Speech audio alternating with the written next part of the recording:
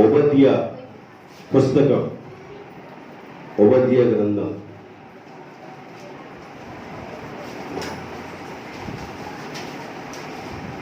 ప్రవక్తలలో చిన్న ప్రవక్త ఓబద్య.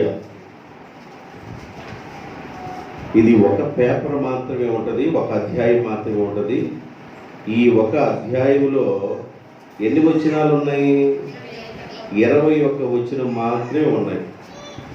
ఒక అధ్యాయం ఉంది, ఆ ఒక్క అధ్యాయంలో 21 వచనం మాత్రమే ఉంది.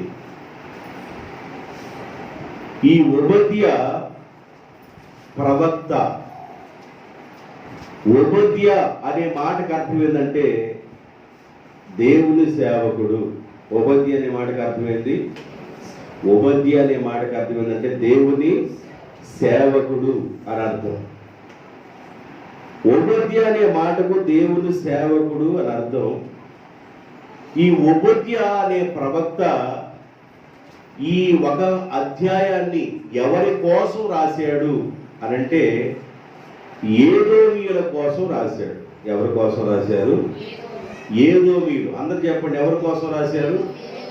జాగ్రత్తగా వినండి. ఏదోమీయుల కోసం ఈ ఒక్క అధ్యాయాన్ని ప్రవక్త అయిన ఓబద్య గారు రాశారు.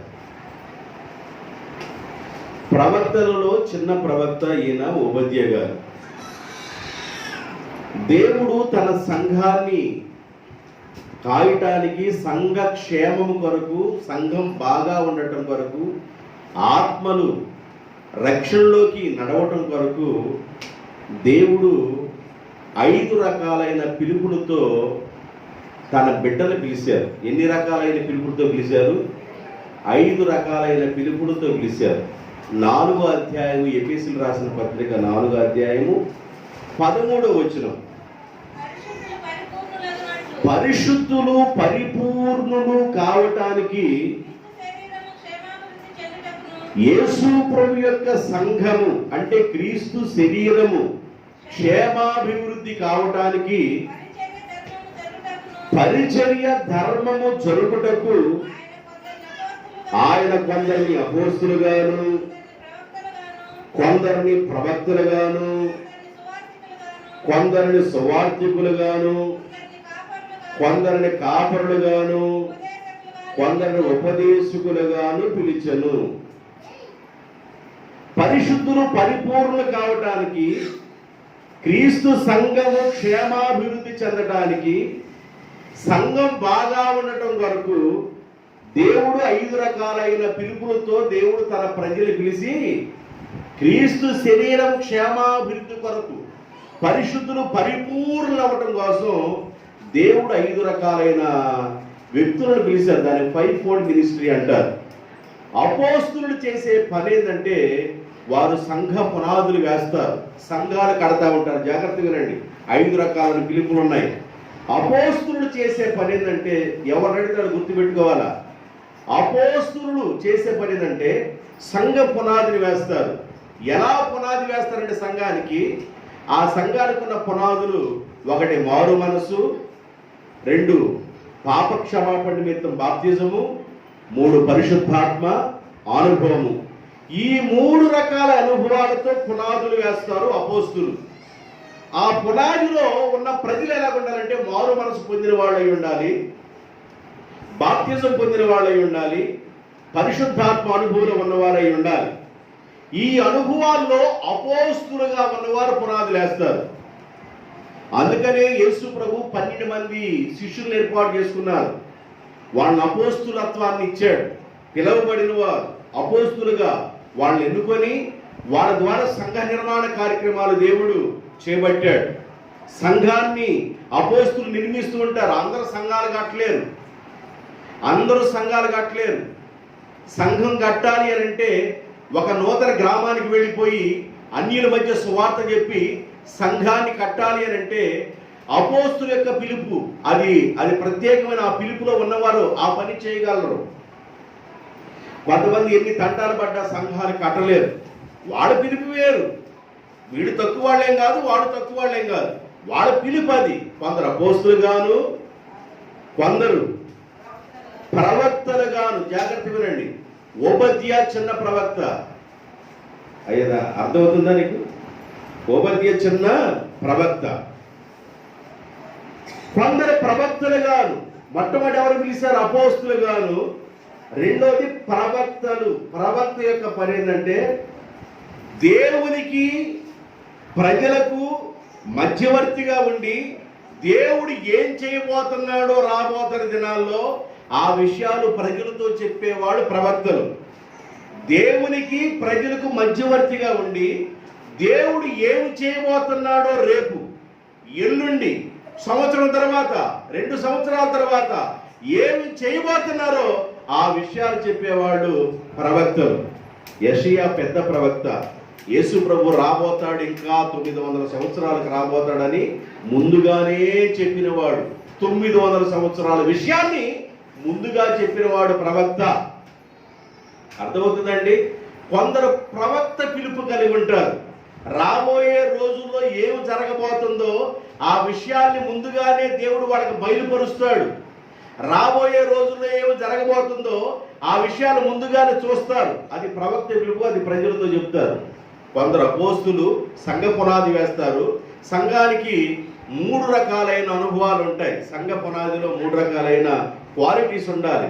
మారు మనసు, పాప క్షమాపణ నిమిత్తం బాప్తిజం పొందినవారు, అలాగే పరిశుద్ధాత్మ పొందినవారు. కాబట్టి ఈ 3 రకాలైన పునాదులు అపోస్తులు వేస్తారు. ప్రవక్తలు ఏం చేస్తారంటే దేవుడు చెప్పే మాటల్ని ప్రజలతో చెబుతారు ప్రవక్తలు. మూడోవాడు సువార్థికులు. సువార్థికులు ఏం చేస్తారంటే వాళ్ళు వీధుల్లోనూ గ్రామాల్లోనూ పెద్ద పెద్ద విషయాల్లో సువార్తలు చెప్పుకుంటూ వెళ్ళిపోతారు. ప్రయాసపడి భారం వహించున్న వారులారా. నేను చిన్నపిల్లోడిగా ఉన్నప్పుడు మేము నిద్ర లేకపోతే డ్రమ్ము తీసుకొని పాట పాడుకుంటా. జనం ఏమనుకుంటే ఆయనకి ఎందుకు, కుక్కలు అరుచుకుంటే ఆయన అసలు ఏం పట్టించుకోడు. ప్రయాసపడి భారం వహించున్న వారులారా నా దగ్గరికి రండి, మీకు విశ్రాంతిని ఇస్తానని. ఎవరైతే ఈ మాటలు వింటారో వారు నెమ్మది పొందుతారు. ఏ భారములో ఉన్నావో, అప్పు భారములో ఉన్నావా, ప్రజల భారములో ఉన్నావా, సమస్యల భారములో ఉన్నావా, ఏ భారములో ఉన్నావో ఆ భారాలన్నిటి నుండి విడిపించడానికి ప్రభు వచ్చాడని వాళ్ళు చెబుతారు. వింటే రక్షించబడతావు, వినకపోతే నీ కర్మ వాళ్ళు చెప్పేసి వెళ్ళిపోతారు. ఈ గ్రామం రాకమునుపు పూడివాడ ప్రాంతం నుండి ఒక ఆయన వచ్చేవాడంట. ఈ పూడివాడ నుండి అటు వెళ్ళడానికి ఆ కాలం ఈదుకొని వచ్చేవాడంట. ఒక అతను కాలం ఈదుకొని వచ్చి ఆయన ఏదో చెప్పాల్సింది చెప్పి వెళ్ళిపోతూ ఉండేవాడంట పూడివాడ నుండి. కొంతమంది సువార్థికులుగా ఉంటారు. 4వ కేటగిరీ ఏంటంటే కాపరి. 4వ కేటగిరీ ఏంది? కాపరి. కాపరి ఏం చేస్తాడంటే సంఘాన్ని పోషిస్తాడు. కాపరి సంఘాన్ని పోషిస్తాడు. ఎంతమంది విశ్వాసులైతే ఉన్నారో వాళ్ళందరికీ తల్లి ఎలాగైతే తన బిడ్డలను పోషించిందో, ఎవరికి ఏ టేస్ట్ కావాలో ఆ టేస్ట్తో ఆహారం పెట్టుద్ది తల్లి. కొందరికి అప్పడాలు చేస్తే పప్పుచారు తింటానమ్మా అంటారు. ఏం చేస్తే అప్పడం లేదే 4 పిల్లలు ఉన్నారనుకోండి. ఈ 4 పిల్లల్లో ఒకడు పప్పుచారు చేస్తే అప్పడాలు చేయాలి. కొందరికి ఒడియాలు ఉండాలి. ఒడియాలు అప్పడాలు కానీ ఉంటే పప్పుచారు లాగిస్తారు. కొందరు ఎలా ఉంటారంటే పప్పుచారను ఒక చెట్టు ఉండి నెయ్యి ఉంటే బాగుండిద్దామా అంటాడు ఒకడు. తల్లి ఏమో ఒకడే, పిల్లలేమో 4. ఈడికి ఏమన్నా పప్పుచారు నెయ్యి ఉంటేనేమో ఈడికి బాగుండిద్ది. వాడికి పప్పుచారు అప్పడాలు ఉంటే వాడికి బాగుంటుంది. ఇంకొకడికి రోజు చికెన్ కావాలి. ఏం కావాలి? తల్లి ఏం చేసిందంటే వాడి బాధ తట్టుకోలేక వాడికి ఏదో ఒకటి కొంచెం చికెను నీ శ్వాసం చూపిస్తూ ఉంటుంది. తాబేలు మాసమనో, పీత మాసమనో, లేకపోతే జల్లలో, అక్కిలో అలాగా మరి అట్లాగా వాసన చూపిస్తూ ఉండాలి. వాడికి అదంటేనే ఇష్టం, లేకపోతే ముద్దెత్తడు. నేను తిన్నా, ఏందిరా కమ్మని కూరగాయలరా, తిను నీ ముఖాన్ని కొట్టుకో అంటాడు. అరే కమ్మని కూరగాయలరా, బీరకాయలు, దోసకాయలు, దొండ నాకొద్దు. ఇజ్రాయిల్ లాంటి కొండలోని ఆహారం కావాలి మాకంటున్నాడు. ఏం కావాలంటే వాళ్ళకి కొండలో తుకలాడే ఆహారం కావాలంట. కొందరికి మాంసం అంటే ఇష్టం, కొందరికి పప్పుచారు వేసుకుని నెయ్యి అంటే ఇష్టం, కొందరికి పప్పుచారు అప్పడాలంటే ఇష్టం, కొందరికి మాంసం ఇష్టం. ఇంకొకటి అంటాడు, అమ్మ తోటకూర లేదా, గోంగార లేదా, పులుసు గోంగార తీస్తే బాగుంటుంది కదా అంటారు. పిల్లలకి ఎలాంటి రకాలైన అనుభవాలు ఆహార పదార్థాలు కావాలో కాపురం ఏం చేస్తాడంటే అన్ని వెరైటీలతో ఆహారం పెడతాడు విశ్వాసులకి. దేవునికి స్తోత్రం. అన్ని రకాలైన వెరైటీతో కాపురం ఏం చేస్తాడంటే సంఘాన్ని పోషిస్తాడు, సంఘాన్ని నడిపిస్తూ ఉంటాడు, సంఘాన్ని కాస్తూ ఉంటాడు. అర్థమైందా? ఇలాగా సంఘాన్ని బలపరచడానికి కాపరి అలాగా ప్రయాసపడుతుంటాడు. తర్వాత ఉపదేశకుడు అంటే టీచింగ్ చేస్తాడు. ఈయన ఏం చేస్తాడంటే అబ్రహాం ఎక్కడ పుట్టాడు, అబ్రహాం నాన్నగారు ఎవరు, అబ్రహాం యొక్క అన్నదమ్ములు ఎంతమంది, అబ్రహాం యొక్క పిల్లలు ఎంతమంది, వాళ్ళ పిల్లలు ఏమయ్యారు, ఆ తర్వాత ఏం జరిగింది, ఆ చరిత్ర మొత్తాన్ని చెప్పుకొచ్చేవాడు టీచర్ అన్నమాట. దేవునికి స్తోత్రం. హల్లెలూయా. మీకు అర్థమైనయా? మీకు అర్థమవుతుందా?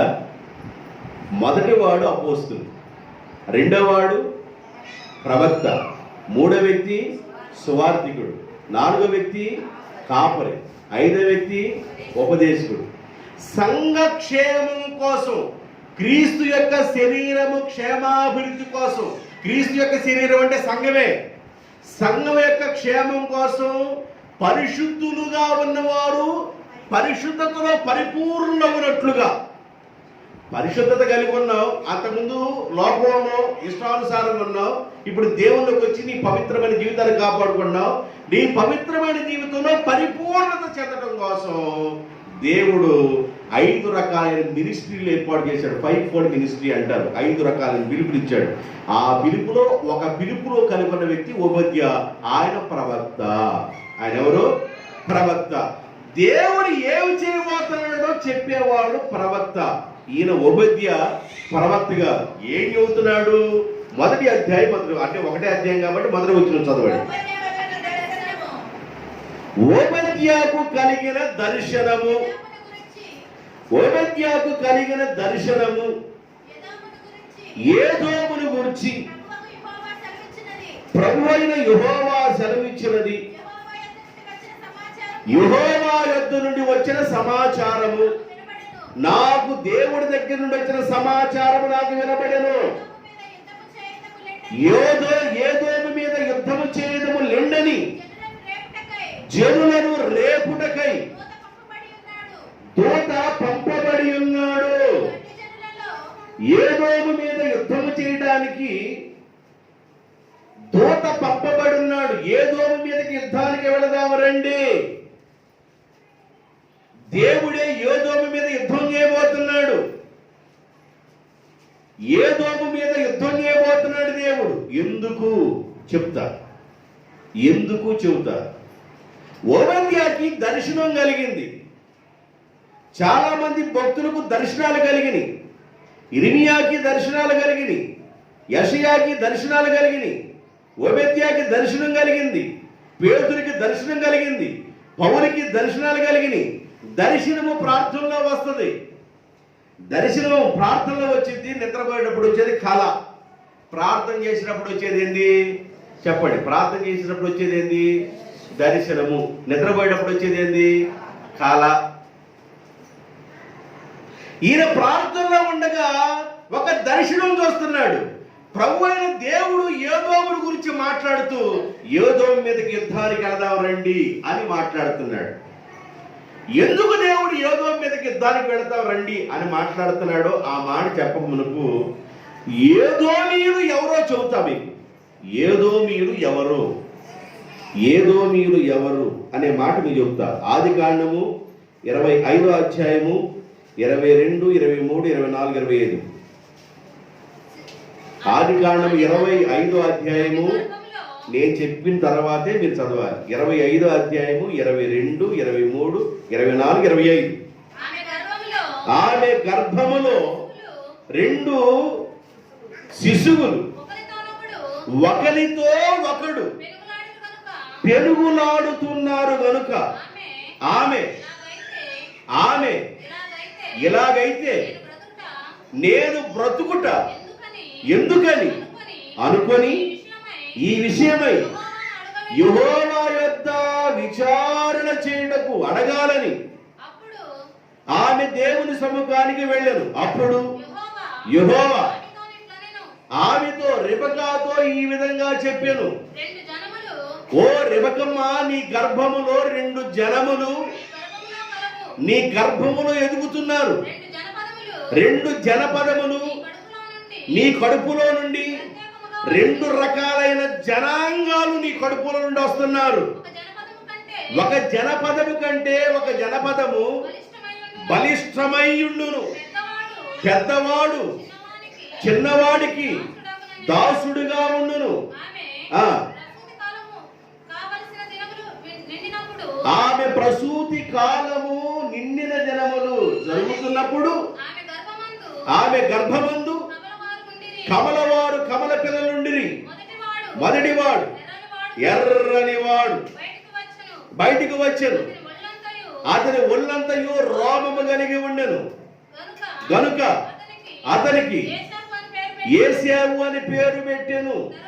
తరువాత అతని సహోదరుడు బయటికి వచ్చినప్పుడు అతని చెయ్యి యేసేవు యొక్క మడిమను పట్టుకొనెను గనుక అతనికి యాకోబు అనే పేరు పెట్టెను. పుట్టుకోళ్ళు ఏముంది? యేసేవు అనే పేరు పెట్టెను. పుట్టుకోళ్ళు ఏమనుందా? ఎర్రని వాడు. జాగ్రత్తగా ఉన్నాడు. దేవుడు అబ్రహామును ప్రేమించి అబ్రహాముకి వాగ్దాన బిడ్డలను ఇచ్చాడు. అబ్రహాము పిల్లలు ఉన్నారండి. ఇష్మాయేలు ఉన్నాడు, ఇస్సాకు ఉన్నాడు, కెతోరాకు పుట్టిన పిల్లలు కూడా ఉన్నారు. జాగ్రత్తగా వినాలా. అబ్రహాముకు పిల్లలు లేకపోతే తనకి కాస్త తొందరపడి హాగర్ని వివాహం చేసుకున్నాడు. వీళ్ళు దాటిపోయిన తర్వాత వృద్ధాప్యంలో కెతోరాన్ని వివాహం చేసుకున్నాడు. ఆ రోజున పరిస్థితులు బట్టి వాళ్ళు దాటిపోయారు కనుక కెతోరాన్ని చేసుకున్నాడు. కెతోరాన్ని చేసుకున్న హాగర్ని చేసుకున్న దేవుడు ఎవరిని ఎన్నుకున్నాడంటే శారమ్మలో నుండి వచ్చిన కుమారుడుగా ఉన్న ఇస్సాకుని ఎన్నుకున్నాడు. తల్లి గర్భంలో ఒక 6, 7, 10 మంది 12 మంది పుట్టినా వాళ్ళల్లో దేవుడు ఎన్నుకునే వాళ్ళు కొందరే ఉంటారు. యాకోబుకు 12 మంది పుట్టారు, కానీ వాళ్ళలో ఎన్నుకుంది ఎవరిని? యేసేవుని నిలబెట్టుకున్నాడు. ఏమండి, యోధాని ఇంకొక ఎన్నుకున్నారు. వీళ్ళందరూ అయితే యేసేవు ద్వారా వాళ్ళని పోషించడం జరిగింది. ఈ అబ్రహాములో నుండి వచ్చిన ఇస్సాకుకి చాలా కాలం తర్వాత పిల్లలు పుట్టారు, సంతానం కలిగింది. ఆ సంతానంలో కమల పిల్లలు స్టార్ట్ అయ్యారు. ఈ కమల పిల్లల్లో ఒకడేమన్నా యేసేవు, రెండోవాడు యాకోబు. యేసేవు ఎర్రని వాడు. యేసేవు యొక్క శరీరం ఎలా ఉంటుంది? ఎర్రగా ఉంటుంది, రోమము కలిగిన వాడు. ఇద్దరు ఎదుగుతున్నారు, బాగుంది. ఈ ఎర్రన వాడికి ఏదంటే ఇష్టం అంటే ఎరుపు అంటేనే ఇష్టం. ఎర్రన వాడికి ఏమంటే ఇష్టం? ఎరుపు అంటేనే ఇష్టం. ఎరుపు అంటే ఇష్టం అంటే అమ్మాయిలు అనుకోబాకండి. వివాహంకి వెళ్ళినప్పుడు అమ్మాయి జడ ఎంత బారుండాలి, అమ్మాయికి షాడా బుట్లు ఉండకూడదు. షాడా బుట్టు అంటే ఏంది? కళ్ళజోడు ఉండకూడదు, షాడా బుట్టు ఉండకూడదు. అమ్మాయి పళ్ళ వరుస చాలా లైట్గా ఉండాలి, నవ్వుతున్నప్పుడు చిలకలాగా ఉండాలి. ఒక్కొక్కడు ఒక్కొక్క కోణంలో కోరుకుంటారు. అదవుతుందా? ఈయన ఎర్రదనాన్ని బాగా ఇష్టపడేవాడు. యేసేవు ఎర్రనవాడు కదండి. యేసేవుకి ఎర్రదనం అంటేనే ఇష్టం. ఏంటి అయ్యా అంటే 25వ అధ్యాయము 30వ వచనం. యేసేవు అంటాడు తమ్ముడితో, నేను అలసి ఉన్నాను. ఆ ఎర్రగా ఉన్నవాడు ఎర్రగా ఉన్నది నాకు పెట్టు అంటున్నాడు. ఏం పెట్టాలంటే ఆయనకి? ఎర్రగా ఉన్నవాడికి ఎర్రగా ఉన్న కూర నాకు పెట్టు అంటాడు.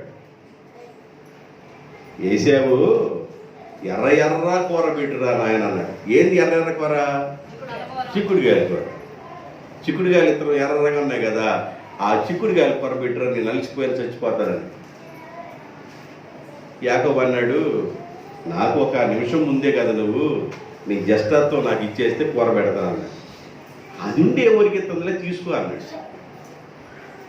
ఎవడు మోసం చేశాడంటావా? ఏమైనా ఆస్తులు రాపించుకున్నాడా? యాకోబు ఏమైనా మోసం చేశాడా? వాళ్ళ నాన్న దగ్గరికి వెళ్ళిపోయి దీవిని పొందినప్పుడు కూడా యాకోబు మోసం చేసి ఏమైనా పొందాడా? యాకోబు చేశాడా? వాళ్ళ అమ్మతో అన్నాడు, అమ్మా నువ్వు వెళ్ళావని నాన్న దగ్గరికి వెళ్ళమంటున్నావు, వెళ్ళావని నేను ఏసేవని చెప్పని అన్నావు, ఒకవేళ నన్ను ఏసేవ కాదని యాకోబు అని తెలుసుకుని నాన్న దీవించడానికి ముందు ఒకటి చెప్పిస్తే అమ్మా అన్నాడు. ఆ శాపం నాకు వచ్చిద్దిరా, నువ్వు వెళ్ళాను. అప్పటికి నేను వెళ్ళను అంటానే ఉన్నాడు యాకోబు. వాళ్ళ తల్లి ప్రోత్సహించింది. ఎందుకంటే నా గర్భంలో ఉండగానే నేను బాధపడుతున్నప్పుడు 2 జనపదములు పెరుగుతున్నాయి. ఒక జనము కంటే ఒక జనము బలిష్టంగా ఉండిద్ది. పెద్దవాడు చిన్నవాడికి దాసుడవుతాడు, చిన్నవాడి యొక్క జనరేషన్ పెరుగుతురా బాబు అని గర్భంలో ఉండగా దేవుడు నాకు చెప్పాడని ఆమె ఏం చేసిందంటే చిన్నవాడికి దేవుని కావాలని పంపించింది. యాకోబు పేరుకి అర్థమే మోసగాడు, కానీ యాకోబు మోసం చేయలేదండి. వాళ్ళ అమ్మని బలవంతం చేశాడు, దీవిస్తాడు చెప్పిస్తాడేమోనమ్మా. అయినా కూడా ఆ శాపం నాకు వచ్చిన వీళ్ళు దీవెని పొందాను. ఎందుకు దీవెని పొందాలి? యాకోబుకి ఆ దీవెని వస్తుంది, ఆశీర్వాదం వస్తుంది. గర్భంలో ఉన్నప్పుడే దేవుడు మాట్లాడాడు. ఆ దీవెని పెద్దోడు గదరు నీకే వెళ్ళాలి, నువ్వు వెళ్ళరా. ఈయనేమన్నా ఎర్రని వాడు మంచి సొగసైన వస్త్రాలు ధరించేవాడంట. ఎవరు? ఏశావుకి వస్త్రాలంటే అంత పిచ్చి అనమాట. బీరువా నిండా ఎన్ని చీరలుండ మూటలోని దింపక మానరు. ఎన్ని అన్నవాడిని డజులు ఏం చేస్తున్నారు ఈ చీరలు ఏంది ఆడవుకోవాలా? ఎన్నిసార్లు కట్టుకోమంట? కట్టుకునే చీర పొద్దా కట్టుకుంటే ఏమైనా బరువుగా ఉంది. చూసి కదా తీసుకునేది నువ్వు, బరువుగా ఉందని. చీర బరువుగా ఉన్నప్పుడు చూసి తీసుకోవద్దు, నువ్వు తేలిగ్గా చీర ఉండాలని తీసుకోవద్దు. ఇది కట్టుకుంటే గాలి గంత ఏం ఆడతల్లా, మరి గాలి గంత ఆడే చీర తీసుకోవద్దు నువ్వు. ఏమన్నా ఎన్ని అన్నవండి, బీరువా తెరవండి, మీ ఇళ్లలో ఉన్న బీరువాలు తెరవండి. మగోళ్ళ బట్టలు తక్కువ కనబడతాయి, ఏడయ్యే బేళ్ళు మరిచి ఉంటాయి.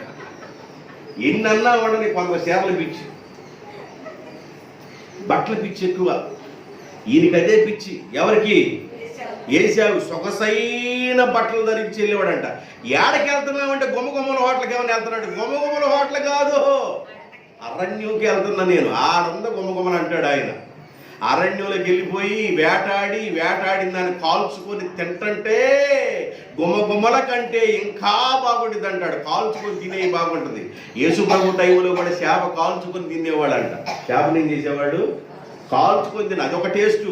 మనం ఏం చేస్తాం? కాల్చుకొని తింటాం. మన వల్ల కాక దానికి కారము, ఉప్పు, చింతపండు, నూనె కాస్త కొంతమంది నవరు వేస్తారు, లేకపోతే వేస్తారు, లేకపోతే దాని అల్లం, చిన్నులపాయలు అన్నీ వేసి కలిపెట్టి ఏదో ఒకటి ఎక్కువ చేసి తినపడి చేస్తారు. ఏమన్నా ఎక్కువైందన్న, ఏంటి ఎక్కువైందండి? ఈరోజు ఎక్కువైంది, రోజు ఎక్కువ అవుతుందా అంటే రెండో రోజు అంటే దాని అర్థం ఏంటి? ఈ రోజుకి ఎక్కువైంది, రెండో రోజు అవుతుంది అట్టగా. నాకు కుదరదు, రేపు నువ్వు చేయి అంటే ట్రైన్. అసలు డ్యూటీ ఎవరిది? 12 గంటలప్పుడు పెడుతున్నారు వంటకాలు ఎలా తయారు చేయాలి. ఆ ఛానల్ చూడరు. కార్తీక దీపం, వదినమ్మ, తమ్ముడు, మరదలు, చిన్నమ్మ, పెద్దమ్మ చూసి మొఖాలు పక్కన కొట్టుకోండి. ఏమ్మా, కుటుంబంలో ఆతిథ్యాన్ని వంట తయారు చేసే భార్య దొరకడం చాలా తక్కువ అండి. కొంతమంది కూరలు చేయడం కుదరదు, కలిపిట్టాడు పడేస్తారు. ఇక చూడు తండ్రి ప్రభా యేసునాయన అనుకోవటం, కొట్టుకోవటం. ఏం చేస్తారు? కర్మ అనుకుంటారు కొంతమంది. మా ఆవిడికి ఏం చేయడం కుదరదు అన్న అంటారు ఒక్కొక్కళ్ళు. ఏందబ్బా అంటే, అబ్బో పొట్లకాయ చేయదా మీ ఆవిడ? పొట్లకాయ అమ్మో, దాని జోలికి వెళ్తే మన బాబులో చచ్చిపోతాం వేడా.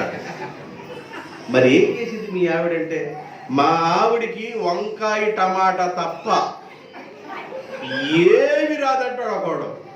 ఇంకా మీ ఆవిడికి పప్పు చారు చేయటం తప్ప ఏమి రాదంటాడు. ఇంకా భయ్ ఏమన్నా నాటుకోడి కూర ఏం చేయదా? అమ్మో నాటుకోడి కూరే. మరి చేపల కూర చట్టి జోలికి వెళ్ళామా 3 రోజులు అన్నం తినమక. కొంతమంది మంచిగా చేసేవాళ్ళు ఉంటారు. దేవునికి స్తోత్రం, హల్లెలూయా. అలాంటి భార్యలు దొరికితే కుటుంబంలో ఎంత ఆనందమో. దేవునికి స్తోత్రం. ఈయన అక్కడికి వెళ్ళి గుమగుమల హోటల్కి వెళ్ళినట్టుగా తిని ఫీల్ అయ్యి ఆ రోజు వేటాడి వేటాడి వేటాడి ఆయనకి ఏ మాంసం దొరక అలిసిపోయి అలసడతో ఇంటికి వచ్చేస్తే ఆకలి అవుతుంది. ఆవురవరం అన్నాడు. ఇప్పుడు ఏం పెట్టినా, గడ్డి పెట్టినా, మశానం పెట్టినా తింటాడు. ఇక అట్లా ఉన్నాడు ఎవరు. పసిగిరం చూసారా? పసిగిరిని పచ్చడి చేసి నూనె పెడితే ఆ ఆకలైన వాడికి ఎంత బాగుండిద్దో, అమృతంలాగా ఉండిద్ది. అరే పచ్చగడ్డి పెట్టింది నీకు, పచ్చగడ్డి అయినా కూడా అమృతంలాగా ఉంటుంది ఆ టైం. ఏమైతే అయిందిరా చిన్నాడా, నాకు పెట్టరా, ముందు ఆహారం పెట్టరా. నేను కష్టపడి పండించుకున్నా, జ్యేష్ఠత్వం ఇస్తానంటే పెడతా. అది వచ్చి నాకేం చేసిందిరా, తీసుకో అనగలే పెద్దవాడికి వచ్చే ఆశీర్వాదాలన్నీ యాకోబు మీదకి వచ్చేసింది. దేవునికి స్తోత్రం. ఇంట్లో పెద్దోడి మీదకి వస్తాయి ఆశీర్వాదాలు. ఎక్కువ శాతం పెద్దోళ్ళనే ప్రేమిస్తాం. కిరణమ్మ గారు పెద్దోళ్ళని ప్రేమించేది, పెద్ద మనవాళ్ళ చిన్న మనవాళ్ళ? ఎక్కువ శాతం పెద్దవాళ్ళనే ప్రేమిస్తాం. ఎందుకంటే ఆడు ముందు పుడతారు కనుక. అమ్మాయి అయినా అబ్బాయి అయినా ఎత్తుకొని బీంకులు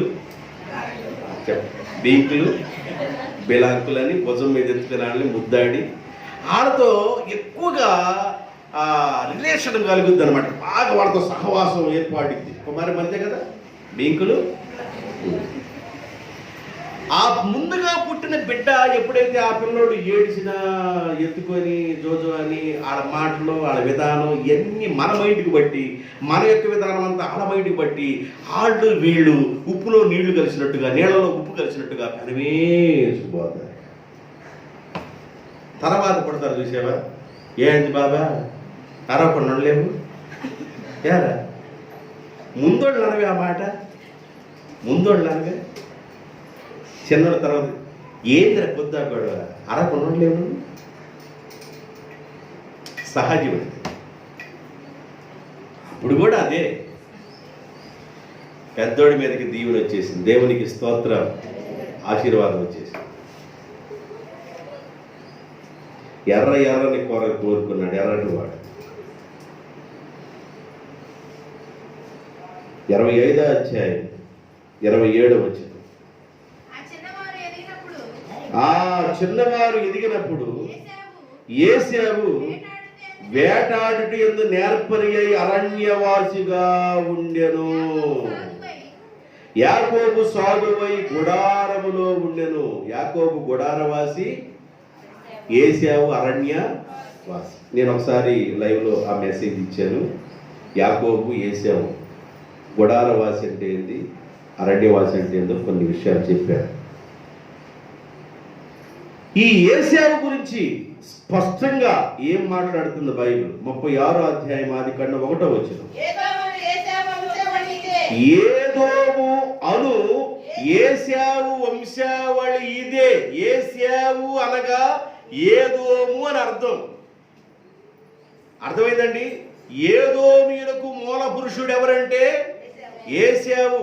ఏదోమీయులకు మూల పురుషుడు ఎవరంటే ఏశావు. ఇజ్రాయేలీలకు మూల పురుషుడు ఎవరంటే యాకోబు. అర్థమైందా? ఏదోమీయులకు మూల పురుషుడు ఏశావు. ఇప్పుడు ఓబేద్యాకి దర్శనం వచ్చింది. ఓబేద్యాకి వచ్చిన దర్శనం ఏంది? ఏదోము మీదకి యుద్ధానికి వెళ్ళదాము, ఏదోముని నాశనం చేయబోతున్నాను, ఏదోముని నాశనం చేయబోతున్నాను అన్నాడు దేవుడు. దేవుడే ఏదోము నీ ఎందుకు నాశనం చేయాలంటున్నాడు. ఏదోములో ఉన్న మైనస్ పాయింట్లు ఏంది, ఏదోములో ఉన్న మైనస్ పాయింట్లు ఏందో నేను మీకు చెప్పాలని ఆశపడుతున్నాను. దానికంటే ముందుగా మీకు అర్థమైంది ఏశావు అంటే ఏదోము అని అర్థమని మీకు కొన్ని విషయాలు చెప్పాను. 36వ అధ్యాయము 9వ వచనంలో కూడా ఈ మాట ఉంటుంది. సేయూరు మన్యములో నివసించిన ఏదోమీయుల తండ్రి అయిన ఏశావు వంశావళి ఇదే. జాగ్రత్త వినండి. సేయూరు మన్యములో ఉన్న ఏదోమీయుల తండ్రి అయిన ఏశావు వంశావళి ఇదే. అంటే ఏదోము ఎవరు అనగా ఏశావేనని మీకు చెబుతున్నా. బైబిల్లో ఉన్న ఆధారాలతో మీకు కొన్ని విషయాలు చెబుతున్నా. దీన్ని ముచ్చటగా మీరు రాసుకుంటేనేమన్నా బాగుండేది. మీకంతా ఇప్పుడు రాసుకునే వాళ్ళు అంతా కంప్యూటర్ వల్ల సిప్పులు పెట్టేసుకున్నారు చాలామంది. మీకు అంతా రోబో సిస్టమ్ అనమాట. అనగానే అంత మెసేజ్ అంతా మీ మైండ్లోకి వచ్చింది, అనగా వెళ్ళిపోయింది అనమాట, డిలీట్ చేస్తారు. అలాంటి వ్యక్తులు మీరు, అర్థమైందా? కాబట్టి కొంతమంది జాగ్రత్త కలిగి రాసుకుంటారు. కొంతమందికి ఏంటంటే వచ్చామా, విన్నామా, వదిలేసామా, పోయామా. అర్థమైందా? వచ్చామా, కూర్చున్నామా, విన్నామా, ఈ చెవితో విని ఈ చెవితో వదిలేసి వెళ్ళిపోతారు కొంతమంది. అసలు ఏదోమీయులు ఎవరయ్యా అంటే బైబిల్లో ఆధారాలన్నీ మీకు చూపిస్తున్నా, జాగ్రత్తగా అర్థం చేసుకోండి. 36:19 వచ్చింది. ఏదోము అను ఏశావు కుమారులు వీరు. ఏదోము అను ఏశావు కుమారులు వీరు. 36:43 వచ్చింది.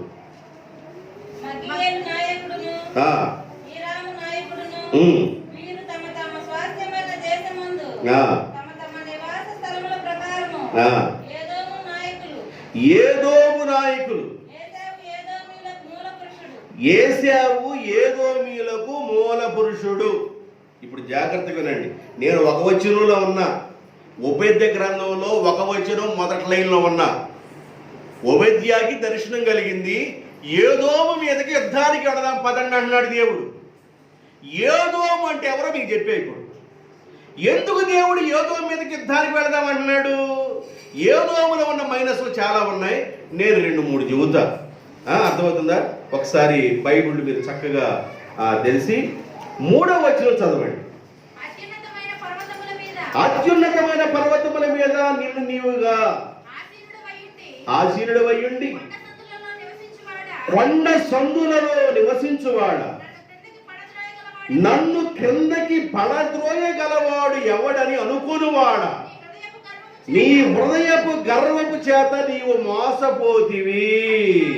వినండి, చాలమ్మా, చాలు. ఈయన ఎక్కడ ఈ నివాసం ఏర్పాటు చేసుకున్నాడంట? అత్యున్నతమైన పర్వతాల మీద, ఎత్తైన పర్వతాల మీద నివాసం ఏర్పాటు చేసుకొని, ఈ ఎత్తైన పర్వతాల మీదకి వచ్చి నాతో ఎవడు యుద్ధం చేస్తాడు, నన్ను ఎవడ ప్రదజేస్తాడు అని తనకు తాను ఏం చేస్తున్నాడంటే డ్రమ్ము కొట్టిని ఎవరు లెక్క చేయకుండా గర్విష్ఠుడైపోయాడు అనమాట. దాని గురించి ఉపేద్య గారు ఏం చెబుతున్నాడంటే, అత్యున్నతమైన పర్వతముల మీద ఆసీనుడై ఉండి కొండ సందుల్లో నివసించువాడా, నన్ను క్రిందకి పడద్రోయగలవాడెవడను అనుకునివాడా, నీ హృదయపు గర్వము చేత నీవు మోసపోతివి.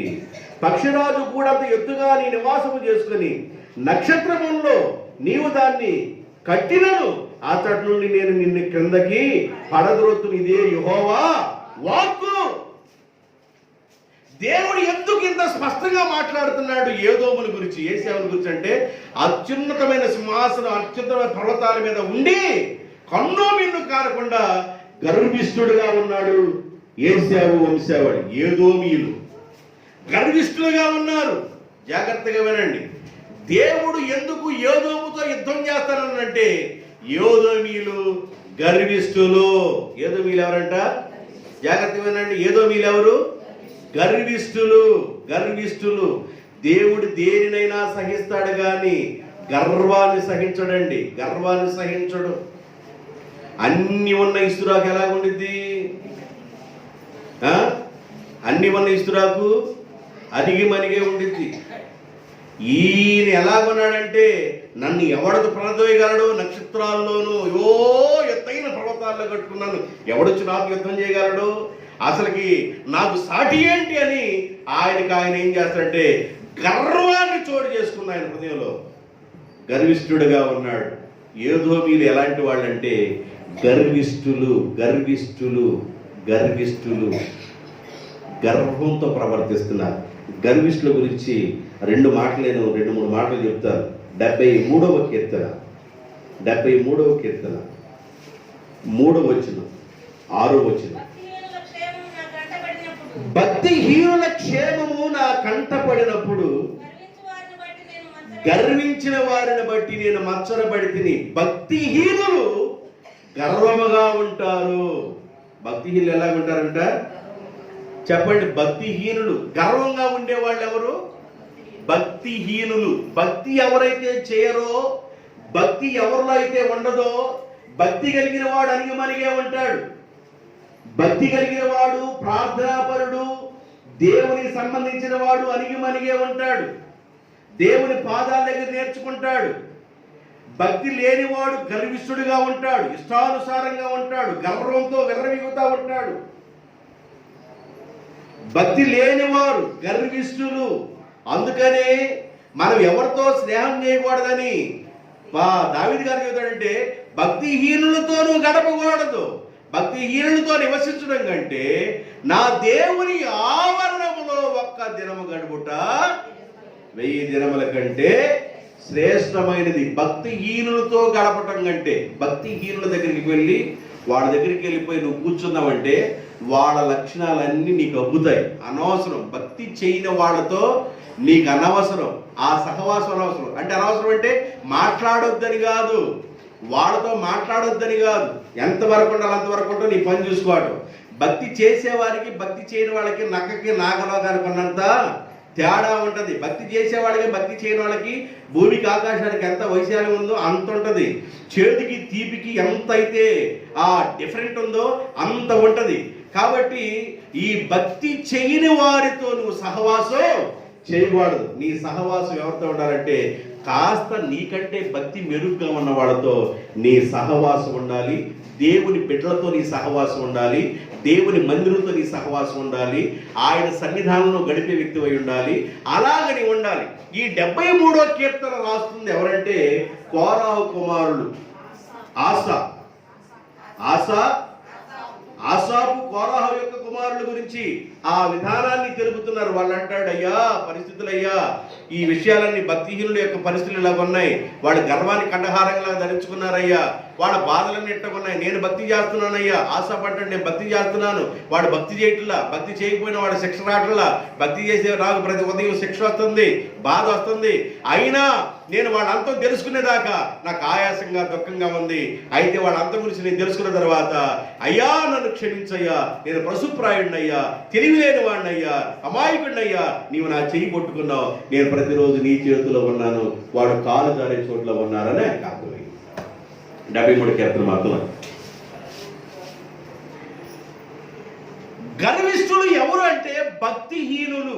భక్తి చేయని వారితో నీ ఫ్రెండ్షిప్ ఉండకూడదు. ఎంతవరకు ఉండాలో అంతవరకు. నా ఫ్రెండ్స్ కూడా చాలా మంది ఉన్నారండి. హిందువుల్లో నా ఫ్రెండ్స్ ఉన్నారు, మరి ముస్లిమ్స్లో నా ఫ్రెండ్స్ ఉన్నారు. ఎరా బాబు అని చక్కగా మాట్లాడుకుంటాం. ఎందుకంటే ఫ్రెండ్స్ కదండి. ఫ్రెండ్స్ ఎప్పుడైనా వయసు పెరిగినా కూడా స్నేహితులుగా మాట్లాడుకుంటాం కదా. ఉన్నారు ఫ్రెండ్స్ ఉన్నారు. అయితే నేను ఎంతవరకు వాళ్ళతో గడపగలను అంతవరకు ఉంటాను నేను. అయితే నా దేవునితోనే నేను కలిసి ఉంటాను. దేవునికి స్తోత్రం, హల్లెలూయా. భక్తిహీనులతో నీ కనెక్షన్ ఉండకూడదు. భక్తిహీనులు ఎలాంటి వారు అంటే గర్విష్ఠులుగా ఉంటారు.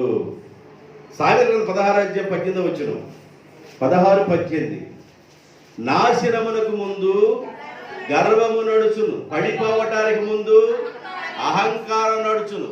ఒక వ్యక్తి పడిపోవటానికి ముందు అహంకారం అంటే కన్ను మిన్ను కావట్లేదురా అంటారు చూసారా. కన్ను మిన్ను కారకుండా మాట్లాడుతున్నాడు రా. కన్ను మిన్ను కనబడతలేదు. తల్లి ఎవరో తెలియట్లేదు, పిల్ల ఎవరో తెలియట్లేదు, తండ్రి ఎవరో తెలియట్లేదు, గురువు ఎవరో తెలియట్లేదు, దైవం ఎవరో తెలియట్లేదు, పాస్టర్ ఎవరో తెలియట్లేదు. అసలు ఎవరికి కన్ను మిన్ను కారకుండా మాట్లాడతారు. అది అహంకారం అన్నమాట. నాశనమునకు ముందు గర్వము నడుచును, పడిపోవడానికి ముందు అహంకారం నడుచును. కాబట్టి ఒక వ్యక్తి నాశనానికి ముందు వచ్చేది ఏంటంటే గర్వం. కాబట్టి గర్వం వచ్చింది అంటే వెనకేం దాయబడి ఉందని అర్థం, నాశనం ఉందని అర్థం, నాశనంలోకి వెళ్ళబోతున్నాడని అర్థం. కాబట్టి గర్వంగా ఉండకూడదు, గర్వంగా మాట్లాడకూడదు, గర్వంగా జీవించకూడదు. ఏదోమీయులు ఎవరంటే గర్విష్ఠులు. ఏదోమీయులు ఎవరు? గర్విష్ఠులు. బైబిల్లో దానియేలు గ్రంథంలో నెబుకద్నెజరు గడ్డి మేసిన తర్వాత ఆయనకు అర్థమైంది, అయ్యో సర్వోన్నతుడైన దేవుడే గొప్పవాడయ్యా, గడ్డి మేసిన దాకా నా గర్వం పోలేదు నాయన అన్నాడు. దాని నెబుకద్నెజరు అంటాడు 4:37 వచ్చిన,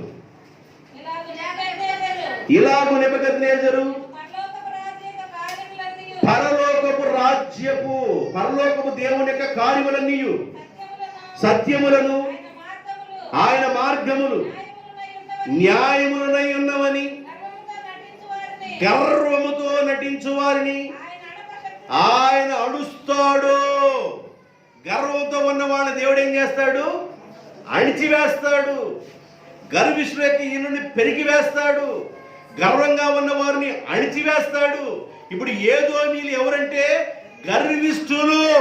ఏదోమీలు ఎవరంట? ఏదోమీలు యొక్క ఏ తప్పును చూసి దేవుడు వాళ్ళతో యుద్ధం చేస్తానంటున్నాడు. ఏదోమీలో ఉన్న బలహీనతలు ఏంటంటే, ఏదోమీలు అనుకున్నారంట, నేను పర్వతాల మీద కొండ శిఖరముల్లో, ఆ శిఖరాగ్రంలో నా పట్టణం, నా నగరం ఉంది, మేము అక్కడ కట్టుకున్నాము, మాకు అసలుకి దిగులేది, మాతో ఎవరు యుద్ధం చేస్తారు, మేము అందరూ టాపులో ఉన్నామని గర్వం చూపించాడంట. గర్వం చూపించాడు. అందువల్ల దేవుడు ఏమన్నాడంటే, గర్విష్ఠులను నేను అణిచివేస్తాను, గర్విష్ఠులను నేను నాశనం చేస్తాను. గర్వాన్ని కంఠహారంలాగా వాళ్ళు ధరించారు, గర్వంతో జీవిస్తున్నారు కనుక నేను వారిని సహించను అన్నాడు. ఓబేద్యాకి దర్శనం వస్తుంది. ఏంది ప్రభువా, ఏదోమీలతో ఎందుకు యుద్ధం చేద్దామయ్యా అని అంటున్నావయ్యా అంటే, వాళ్ళు గర్విష్ఠులు. ఏదోమీలు ఎవరంట? గర్విష్ఠులు. 5వ వచనం 1 వినండి 5వ వచనంలో ఆఖరి లైన్ నిన్ను చూడగా నీవు బొత్తిగా చెడిపోయి ఉన్నావు. ఏదో వీళ్ళు ఏమైపోయారంట? చెడిపోయి ఉన్నారంట. వాడు చెడ్డ జనాంగం అయిపోయారు. వాడు ఏదో వీళ్ళు ఎలాగున్నారంటే పూర్తిగా చెడ్డ జనాంగంగా ఉన్నారు, గర్విష్ఠులుగా ఉన్నారు, చెడిపోయిన వారుగా ఉన్నారు. ఇంకొక మాట చూపిస్తారు. 10-11 వచ్చిన, నీ సహోదరులైన యాకోబు సంతతికి నీవు చేసిన బలత్కారమును బట్టి నీవు అవమానము నొందుదువు. నా 3వ మైనస్ ఏంటంటే, యాకోబు సంతతికి, నీ సహోదరుడైన యాకోబు సంతతికి నీవు చేసిన బలత్కారమును బట్టి నీవు అవమానము నొందుదువు. ఇక ఎన్నడికి లేకుండా నీవు నిర్మూలమగదు. ఏం చేశాడో చెబుతా. ఏం చేశాడంట యాకోబుకి అవమానం? అది చెబుతా.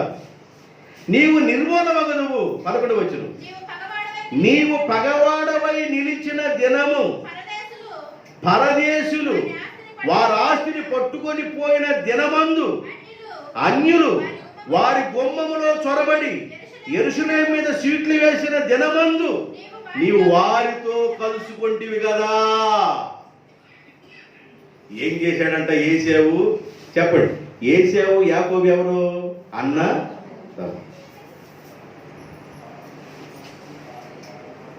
ఏశావు యాకోబు అన్నదమ్ములు. వీళ్ళ పిల్లలు, వీళ్ళకి జనరేషన్ పెరిగింది, వీళ్ళకి జనరేషన్ పెరిగింది. వీళ్ళ పరిస్థితులు ఎలాగైపోయినాయి అంటే, యోదోమీయుల యొక్క మూల పురుషుడు ఏశావు, ఏదోము యొక్క జనరేషన్ పెరిగిపోయింది. వీళ్ళు ఎక్కడున్నారంటే పర్వతాల మీద నివసిస్తూ ఉన్నారు, గర్విష్ఠులుగా ఉన్నారు, చెడిపోయిన వారుగా ఉన్నారు. తన సహోదరుని యాకోబులకు ద్రోహాన్ని తలబెట్టారు. ఒకటి విషయం ఏం చేశారంట? అన్నదమ్ముడోడు. దేని బట్టి ఇదివరకు అన్నారు తెలుసు సామెత? బామరిద్దోడు, చెప్పండి, బామరిద్దోడు బతకగోరతాడు. ఎడి తిరిగి మా చెల్లెళ్ళు ఇచ్చాం కదా, వాడు ఎట్టగట్ట బతకనియండి. ఇడి తిరిగి మా అక్కనిచ్చాం కదా, వాడు బతకనియండి. బామరిద్దోడు ఏం చేస్తాడంటే బతకగోరతాడు. అన్నదమ్ముడోడు, చెప్పండి, స్పష్టంగా చెప్పండి, అన్నదమ్ముడోడు సావగోరతాడు. ఈ ఏశావు, అన్నగా ఉన్న ఏశావు యొక్క సంతానం ఎలాగుందంటే, తన తమ్ముడైన యాకోబుకి ఏం చేశాడంట? 10వ వచనం, నీ సహోదరుని యాకోబు సంతతికి నీవు చేసిన బలత్కారమును బట్టి నీవు అవమానమునందుదువు. ఇక ఎన్నటికి నీవు లేకుండా నిర్మూలమగుదువు. అసలు దేవుడు ఈ మాట అన్నాడంటే నీవు నిర్మూలమైపోతావురా. దేవుడే అన్నాడంటే దేవుడే. ఇక అసలు దేవుడు అంటే ఇక దిక్కెవరంటే?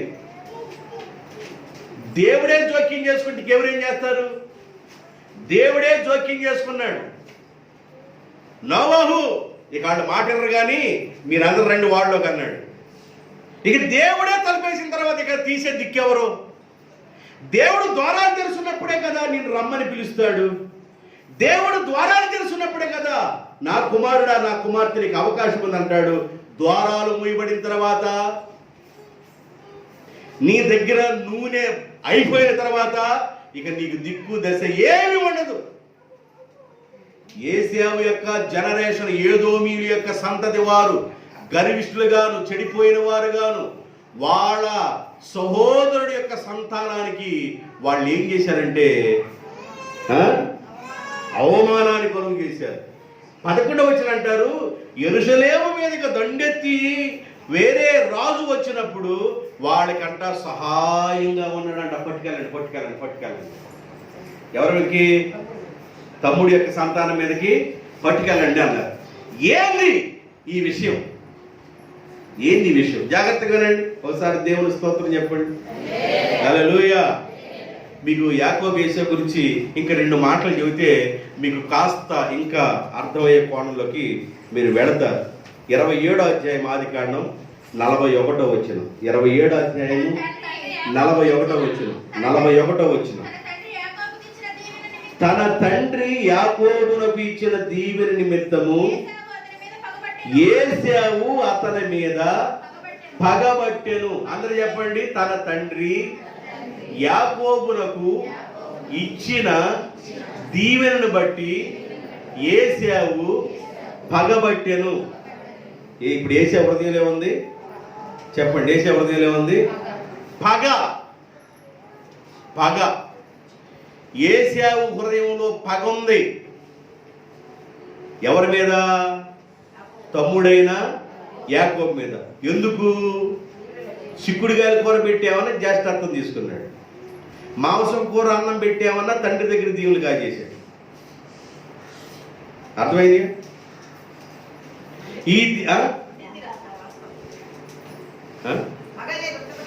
ఈ లోపల పగ బాగా రగులుతా ఉంది. కొన్ని సంవత్సరాలు గడిచిన తర్వాత 20 సంవత్సరాలు గడిచిన తర్వాత కొన్ని అంటే 20 సంవత్సరాలు గడిచిన తర్వాత 33వ అధ్యాయం 4వ వచనం. 33వ అధ్యాయం 4వ వచనం. అప్పుడు ఏశావు తన తమ్ముడైన యాకోబును చూసి అతన్ని ఎదుర్కొన పరిగెత్తి అతన్ని కౌగిలించుకొని అతని మెడ మీద పడి ముద్దు పెట్టుకొని వాళ్ళిద్దరు కన్నీరు విడిచి, తమ్ముడా, ఒరే తమ్ముడా, ఎంతకాలం అయిందిరా నిన్ను చూసి, ఎంతకాలం అయింది తమ్ముడా అని అన్న తమ్ముడు మెడ మీద పడి ముద్దు పెట్టుకొని కౌగిలించుకొని ఏడుస్తున్నారు. ఇద్దరు ఎక్కుళ్ళు పెట్టి ఏడుస్తున్నారు. 20 సంవత్సరాల క్రితం అయితే ఏశావు చంపాలనుకున్నాడు తన తమ్ముడైన యాకోబుని. 20 సంవత్సరాలు గడిచిన తర్వాత ఏశావులో ఉన్న పగ మొత్తం చచ్చిపోయింది. తమ్ముడు మెడ మీద పడి ముద్దు పెట్టుకొని ఏడుస్తున్నాడు. ఎంతకాలం అయిందిరా నేను చూసి, తమ్ముడా, 20 సంవత్సరాలు అయిందిరా. 20 సంవత్సరాల నుండి నా రక్తంరా, మన రక్తబంధం రా. 20 సంవత్సరాలు అయింది తమ్ముడా నేను చూసి అని ఇద్దరు ఒకళ్ళొకళ్ళు ఏడ్చుకుంటా అలా భయంకరంగా కొంతసేపు ఏడ్చారు. వాళ్ళు పగను చంపేసుకున్నారు. ఏశావులో ఉన్న పగ పోయింది. జాగ్రత్తగా వినాలా. ఏశావులో ఉన్న పగ పోయింది. కానీ ఏశావు సంతానంలో ఉన్న వారికి పగ సావల. మీరు వినాలా, జాగ్రత్తగా వినాలా. ఏశావుకి పిల్లలు పుట్టినప్పుడు ఏశావు చెప్పుకుంటాడు. ఏం చెప్పుకుంటాడంటే, ఎవరా, ఇదిగో మీ బాబాయ్ ఉన్నాడే యాకోబు, మీ బాబాయ్ ఒకసారి ఏం చేశాడంటే మా నాన్నగారి దగ్గర ఉన్న దీవెన నాకు రావాల్సింది వాడు కాజేశాడు. వినండి, నాకెలా చూడండి, వినండి. కాజేశాడు. చిక్కుడుగాయల కూరని పెట్టామన్నా జతత్వాన్ని కాజేశాడు. ఇట్లా చేశాడురా అని ఏం చేశాడంటే ఆయనలో ఉన్న ఆ పగని పిల్లలకి నూరిపోశాడు.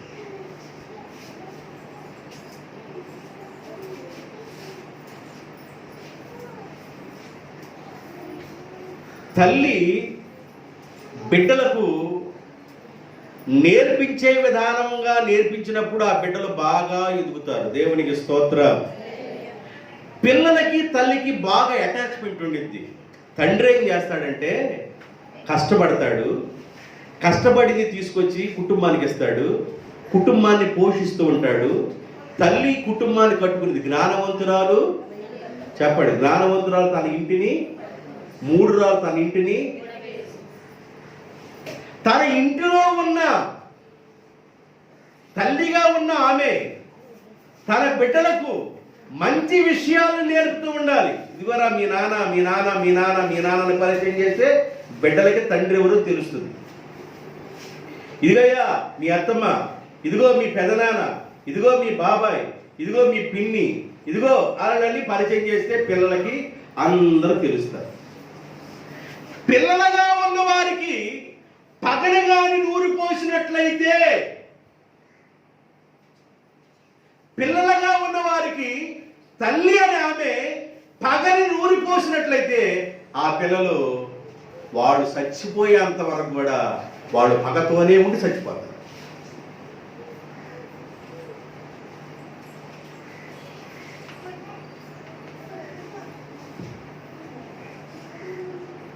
అయితే జాగ్రత్తగా వినాలి.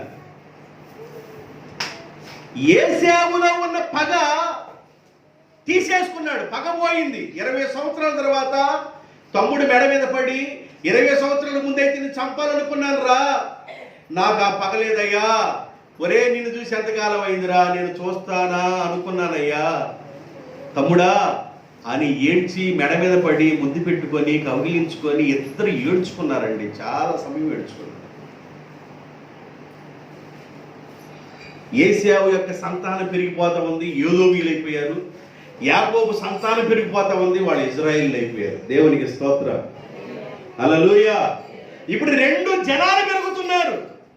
ఒకటి ఏదోమీయులు, 2 ఇజ్రాయేలీలు. ఇజ్రాయేలు 12 గోత్రాలు. ఇజ్రాయేల్ ఎన్ని గోత్రాలు? 12 గోత్రాలు. ఈ 12 గోత్రాల వారిని ముగ్గురు రాజులు పరిపాలన చేశారు. సౌలు గారు, దావీదు గారు, సొలొమోను గారు 120 సంవత్సరాలు 12 గోత్రాలు వారు పరిపాలన చేశారు. ఈ సొలొమోను గారు తర్వాత రెహబాము కాలంలో ఈ 12 గోత్రాల వారు 2 భాగాలుగా చీలిపోయారు. 10 గోత్రాల వారిని ఇజ్రాయిల్ అన్నారు, 2 గోత్రాల వారిని యూదులు అన్నారు.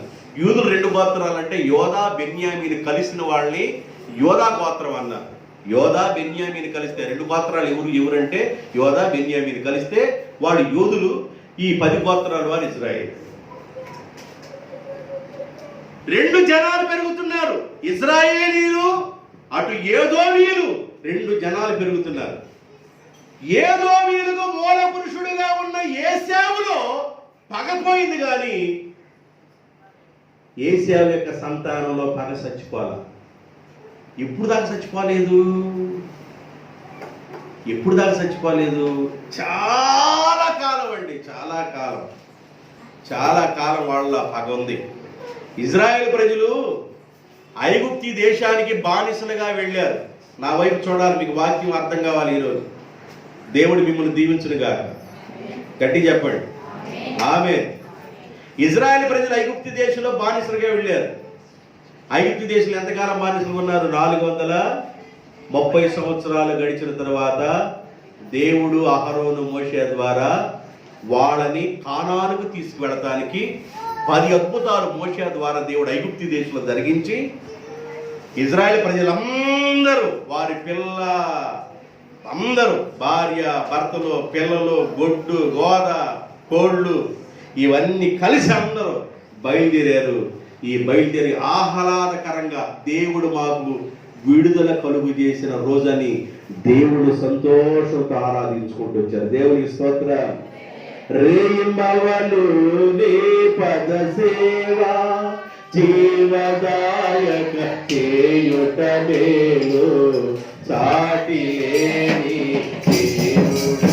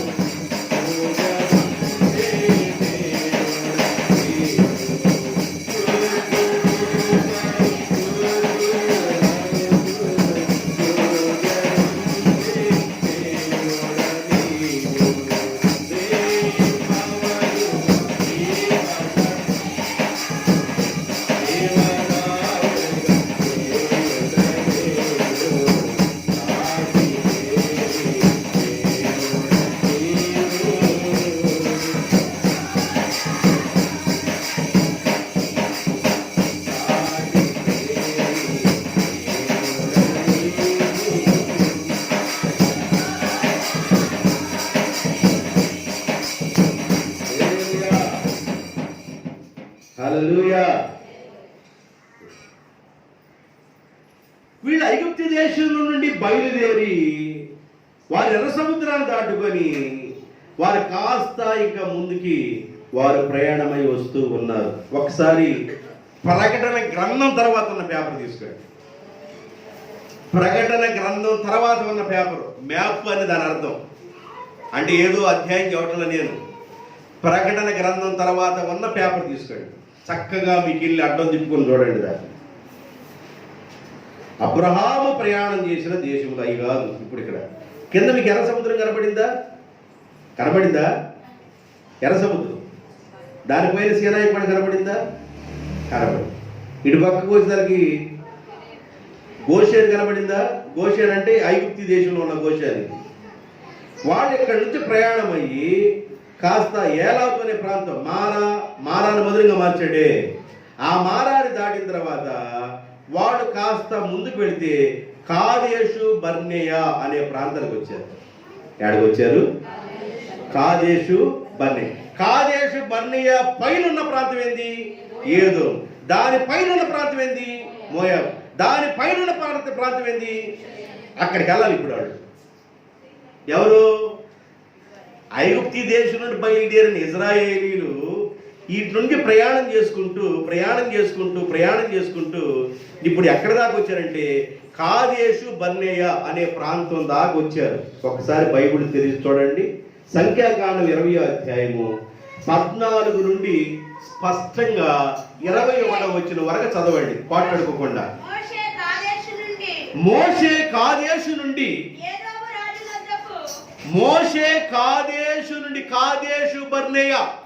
కాదేశు బర్నేయ అనే ప్రాంతానికి వచ్చేసారు. కాదేశు బర్నేయ అనే ప్రాంతానికి మోషే ఇజ్రాయెల్ ప్రజలందరూ అక్కడికి వచ్చేసారు. మోషే కాదేశు నుండి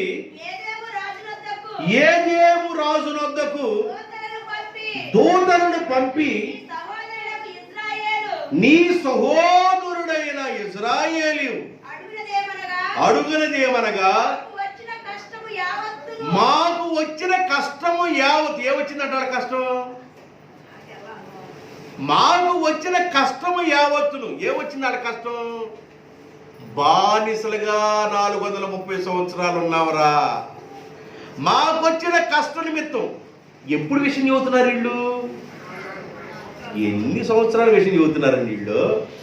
ఎవరు చెబుతున్నారు? ఏదోము ఏసేవు కుమారులైన యోదోమీయులకు చెబుతున్నారు. ఏదోముని ఒక రాజు పాలన చేస్తున్నాడు. అయ్యా, మాకు వచ్చిన కష్టం నిమిత్తము నీకు తెలిసే ఉన్నది. మా పితరులు ఐగుప్తులకు వెళ్ళిరి. మేము చాలా దినములు ఐగుప్తులో నివాసము చేసింది. చాలా దినములు అనకుండా చాలా సంవత్సరాలు అనాలి. అక్కడ నివాసము చేసింది. ఐగుప్తీయులు మమ్ములను మా పితరులను శ్రమ పెట్టిరి. మేము యెహోవాకు మొర్ర పెట్టగా ఆయన మా మొరను ఆలకించి దూతను అనగా మోషేని పంపి ఐగుప్తులో నుండి మమ్ములను రప్పించెను.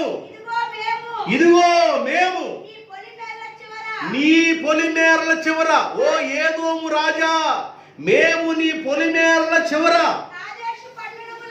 కాదేశు బర్నేయ అనే ప్రాంతంలోనే ఉన్నాం. మమ్ములను ఈ కాదేశు బర్నేయ అనే ప్రాంతంలో నుండి దాటిపోనిమ్ము. ఇక్కడ నుండి ఏదోము మీదుగా మేము వెళ్ళే ప్రాంతానికి వెళ్ళని. మేము పొలంలో పడైనను ద్రాక్ష తోటల్లో పడైనను మేము అట్లా వెళ్ళము. మీ బావుల్లో ఉన్న నీళ్లు తాగము, రాజమార్గంలోనే మేము నడిచిపోతాము. ఒకవేళ మేము నడిచిపోయేటప్పుడు మాకున్న గొర్రెలు గాని, మాకున్న ఎద్దులు గాని, మాకున్న ఆవులు గాని, మాకున్న సమస్తం గాని ఒకవేళ మీ తొట్టుల్లో గాని మూతి పెట్టి తాగితే మేము మరలా మీకు రెంట్ పే చేస్తాం అన్నట్టుగా మీకు డబ్బులు కడతామయ్యా.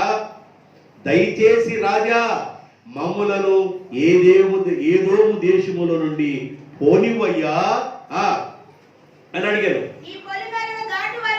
నీ పొలిమేరలు మేము దాటే వరకు కుడివైపునకైనను ఎడవైపునకైనను మేము అటుగాని ఇటుగాని వెళ్లకుండా స్ట్రైట్ గా మేమున్న బైపాస్ రోడ్ లోనే వెళ్తామని చెప్పాను. ఏదో మీరు నీవు నా దేశములో పడి వెళ్ళకూడదు ఏమంటున్నారు? ఏదో మీరేమన్నారు? నువ్వైతే అయ్యావు, మా నాన్నగారి యొక్క తమ్ముడు సంతానం అయితే అయ్యావు, మనమిద్దరం అన్నదమ్ములు అయితే అయ్యావు. నువ్వు మాత్రం మా దేశం మీదుగా నువ్వు రాకూడదు. ఏసేవులో పగ చచ్చిపోయింది. యాకోబు ఏసేవులు కన్నీళ్లు విడిచి కలిసిపోయారు, కానీ వాళ్ళ పిల్లల్లో ఉన్న పగ సావల. అందుకని అన్నదమ్ములుగా ఉన్నవారు పిల్లల్ని జాగ్రత్తగా చూసుకొందురుగాక. అన్నదమ్ములుగా ఉన్నవారు పిల్లల్ని జాగ్రత్తగా చూసుకొందురుగాక.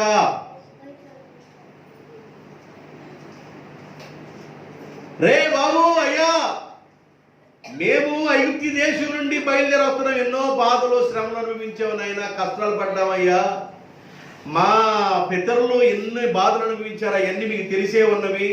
మేము ఎన్ని దాటుకుంటా మేము బయలుదేరి వస్తున్నాము. కాదేశు బర్నియా ఇక్కడ పొలిమేరలో మేము ఉన్నాం. ఏదో దేశం మీదుగా మమ్మల్ని వెళ్ళనియండి, మేము బైపాస్ రోడ్లోనే వెళతాము. మీ బావుల్లో ఉన్న నీళ్లు మేము తీసుకోము, మీ పొలాలను మేము పాడు చేయము.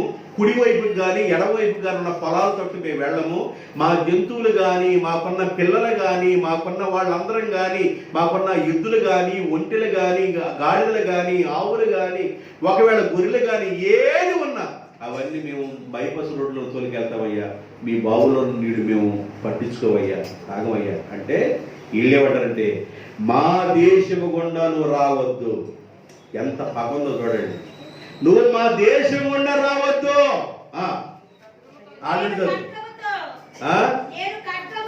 మళ్ళీ కబురు చేశాడంట.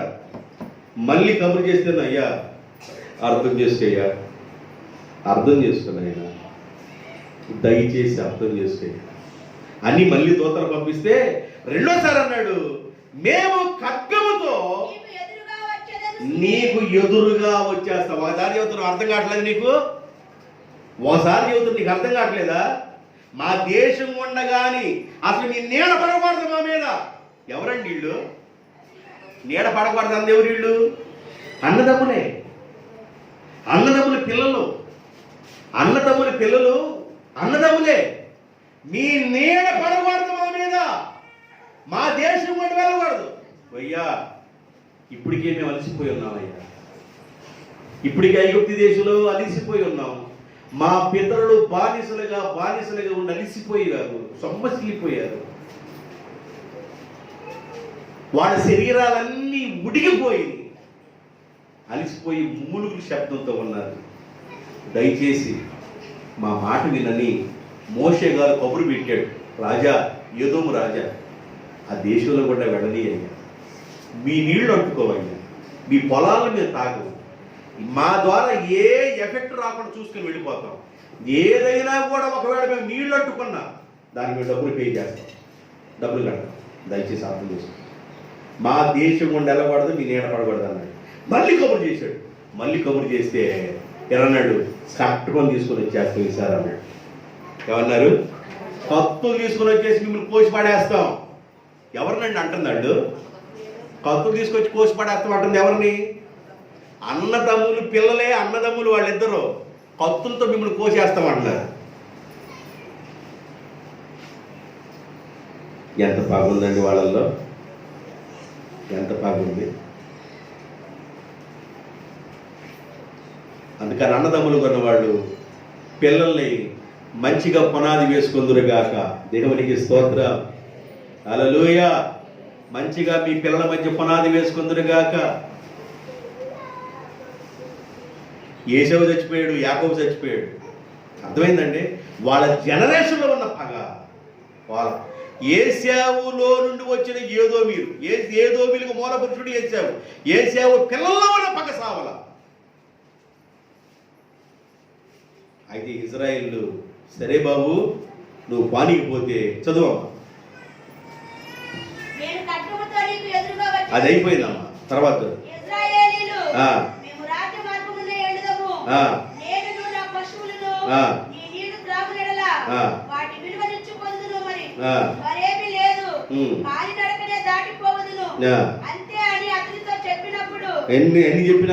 చెప్పినప్పుడు అస్సలు నువ్వు రాకూడదు, నీ నాట పడకూడదు అని చెప్పిన. అంతటా ఏదో కత్తులు తీసుకొని వచ్చేసాడు.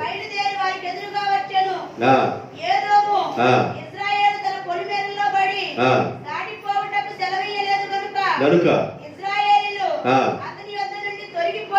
దూరంగా వెళ్ళిపోయి వాళ్ళ ప్రయాణాన్ని అలాగ మునుపు తిరిగి వెళ్ళిపోయిందండి.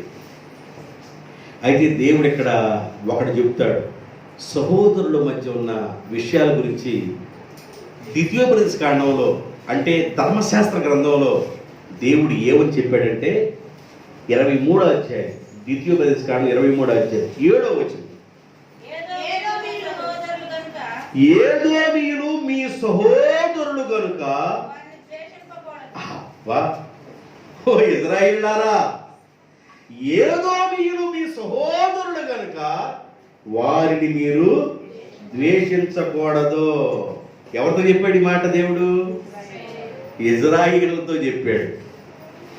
ఏదోమీయులు మీ సహోదరులు గనుక వారిని ద్వేషించకూడదు.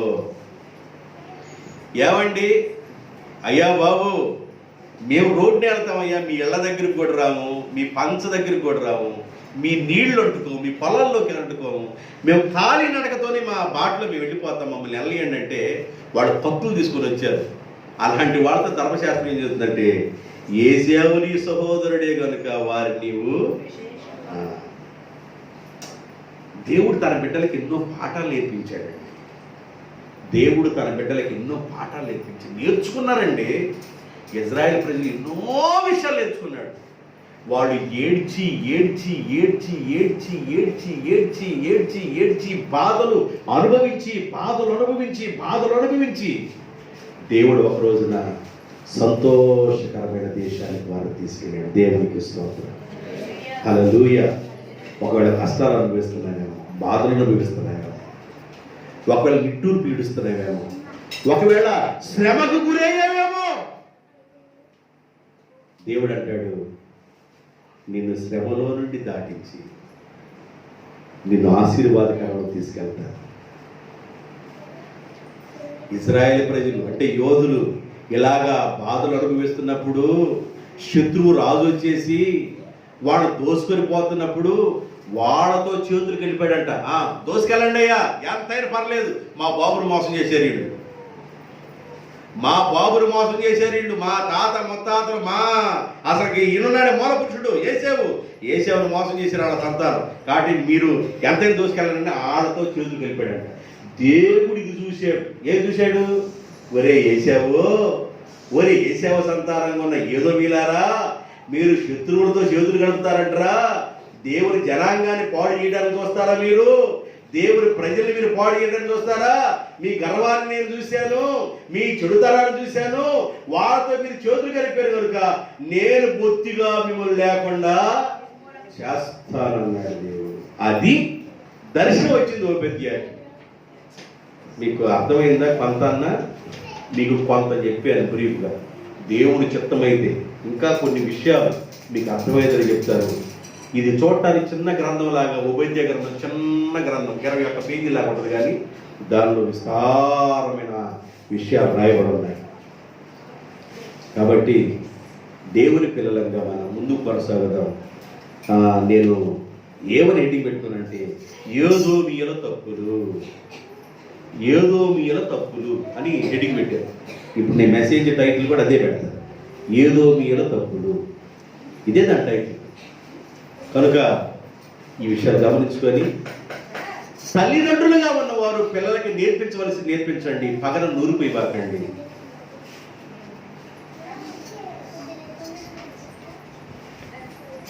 తండ్రికి ఎదురు మాట్లాడుతున్నప్పుడు పిల్లవాడికి చెప్పండి, రేయ్ జాగ్రత్త, ఇది కన్న తండ్రి, నేర్పడం నేర్చుకో.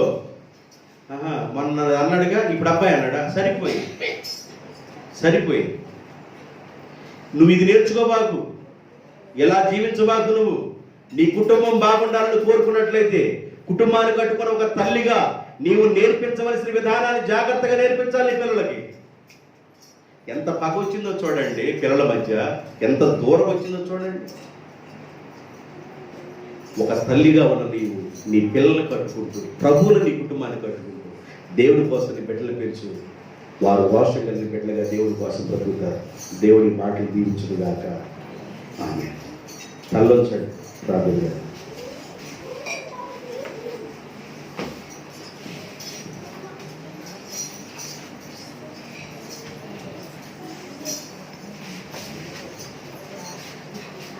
ప్రేమ కలిగిన తండ్రి, పరిశుద్ధుడైన ప్రభువా యేసయ్య, వందనాలు, స్తుతులు, స్తోత్రాలు. ఎన్నో విషయాలు మీ బిడ్డలు విన్నారు నా ప్రభువా. ఏదో వీరిని యుద్ధం చేయబోతున్నాను, వారిని నేను నాశనం చేస్తాను. మీరు ఎవరు నాశనం చేయరు కదా ప్రభు. అంటే వారు జీవించిన విధానం ఎంత ఘోరంగా ఉందో ఆ విషయాలన్నీ ఉపేద్య కలిగిన దర్శనంలో తెలియపరిచారు. అందును బట్టి స్తోత్రం.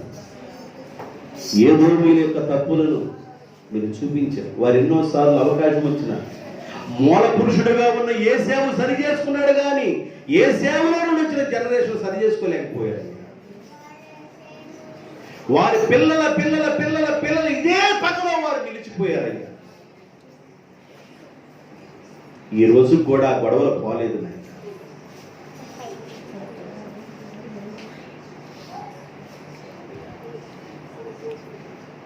ఒక ప్రక్కన ఇశ్రాయేలుకి, యూదులకు,